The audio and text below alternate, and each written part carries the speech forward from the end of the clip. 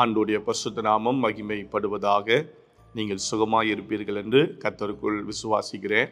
நல்ல வார்த்தை என்கிறதான இந்த ஒளி தொகுப்புக்கு உங்களை வரவேற்கிறோம்.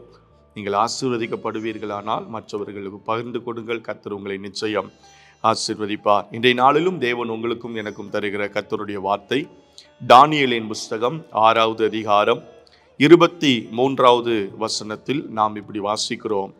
அப்படியே தானியேல் கெபியிலிருந்து தூக்கிவிடப்பட்டான். அவன் தன் தேவன் பேரில் விசுவாசித்திருந்தபடியால் அவனில் ஒரு சேதமும் காணப்படவில்லை. கர்த்தருடைய நாமம் மகிமைப்படுவதாக. அவன் கெபியிலிருந்து தூக்கிவிடப்பட்டான்.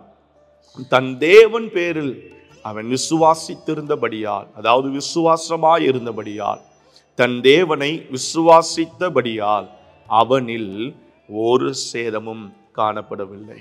கர்த்தருடைய நாமம் மகிமைப்படுவதாக.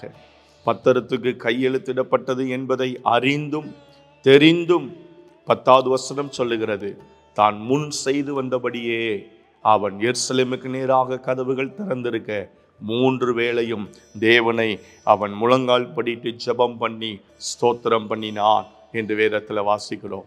கர்த்தருக்கு ஸ்தோத்திரம் உண்டாவதாக. அவனுக்குள்ள ஒரு விசேஷித்த ஆவி இருந்தது என்று 3வது வசனத்தில் நம்ம வாசிக்கிறோம். அதுதான் அபிஷேகம். எந்த ஒரு மனிதனுக்குள் அபிஷேகம் இருக்கிறதோ, எந்த ஒரு மனிதனை தேவன் நடத்துகிறாரோ, எந்த ஒரு மனிதன் தேவனை நம்பி இருக்கிறானோ, எந்த ஒரு குடும்பம் கர்த்தரை முழுவதும் சார்ந்திருக்கிறதோ, வசனம் சொல்லுகிறது அவனில் ஒரு சேதமும் காணப்படாது. கர்த்தருக்கு ஸ்தோத்திரம் உண்டாவதாக. அவர்களுக்கு ஒரு சேதமும் காணப்படாது. கர்த்தருடைய நாமம் மகிமைப்படுவதாக. ஸ்தோத்திரம். வாதை உன் கூடாரத்தை அணுகாது, பொல்லாப்பு உனக்கு நேரிடாது என்று 91ஆம் சங்கீதத்தில் வாசிக்கிறோம். கர்த்தர் உங்களில் ஒரு சேதமும் இல்லாமல் உங்களை காப்பாற்றுவாராக. அந்த தானியேலுக்காக ஒரு ராஜா பரிதவித்ததை போல, அந்த தானியேலை காப்பாற்றுவதற்காக ஒரு ராஜா ஸ்தோத்திரம் தன்னுடைய தூக்கத்தை வெறுத்து, கீத வாத்தியங்களை வெறுத்து, தானியேலுக்காக ஒரு ராஜா அவன் மனமிறங்கி அவனை விடுதலை ஆக்குவதற்கு அவன் சுற்றி வந்ததை போல உங்களுக்கு ஒரு ராஜா உண்டு. உங்களை விடுதலையாக்க ஒரு ராஜா உண்டு. உங்களை தூக்கிவிட ஒரு ராஜா உண்டு. உங்களில் சேதமில்லாமல் உங்களை பாதுகாக்க ஒரு ராஜா உண்டு. அவர் பெயர் இயேசு கிறிஸ்து. அவர் ஸ்தோத்திரம் நன்மை செய்கிறவராக இந்த பூமியில் சுற்றி திரிந்தார். இன்றைக்கும் நன்மை செய்கிறார். யாருக்கு தெரியுமா? யார் அவரை விசுவாசிக்கிறார்களோ. எனக்காக அவர் மரித்தார், எனக்காக உயிர்த்தார், எனக்காக அவர் மீண்டும் வருவார், இவர் மூலமாக என் பாவம் கழுவப்பட்டு மன்னிக்கப்பட்டு நான் பரலோகத்துக்கு போவேன் என்று யார் தேவனை முழுவதுமாக நம்பி விசுவாசிக்கிறார்களோ அவர்களுக்கு, அவர்களில் ஒரு சேதமும் இல்லாமல் கர்த்தர் அவர்களை காப்பாற்றுகிறார்.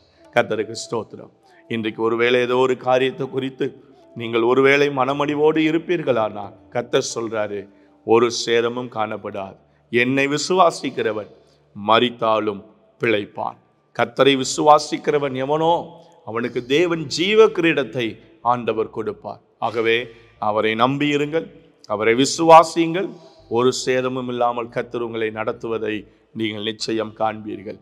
எங்கள் நல்ல தகப்பனே, இந்த வார்த்தையை அப்படியே நீர் ஆசீர்வதித்து இதை பார்க்கிற ஒவ்வொருடைய வாழ்க்கையிலும் இந்த வார்த்தையின் நன்மையை கர்த்தர் அப்படியே விளங்க பண்ணுவீராக.